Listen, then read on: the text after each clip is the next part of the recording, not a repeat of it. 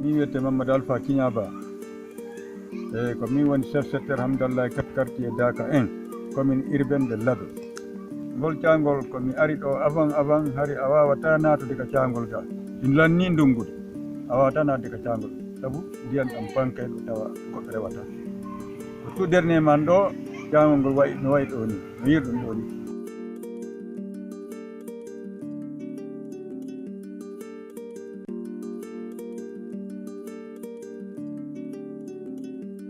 Ngai pay koye an koye ka ɓundu dow ɗo ɓe fubbotono joni a yi ɗon hay fuu so Allah heddaki ɗo ka goɗɗo fof donc haray ɗum ɗon fof no seeni men ka tawata pay koye amen koye alaka ɓe looto.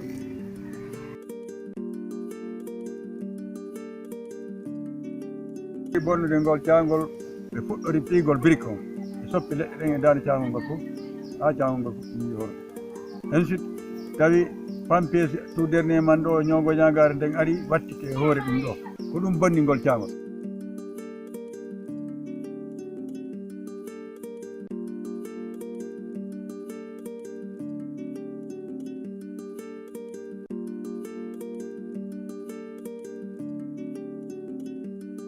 No ngol woni no aranu noon wawata hettindinde ɗum ɗo fof haray ko toragol jama on min tumbodira min hoosa ha laaɓa poy min accira ni hebbugol ñoogue e dande caangol ngol si ɗum ɗo waɗi Allah tawni en setto ngon e en heeɓi ballal tute leɗɗe sifa komi tuti leɗɗe kon en tuti leɗɗe sifa komi tuti ɗo leɗɗe en hiwi caangol ngol lekketa ngol artu ka wonno ɗon ala.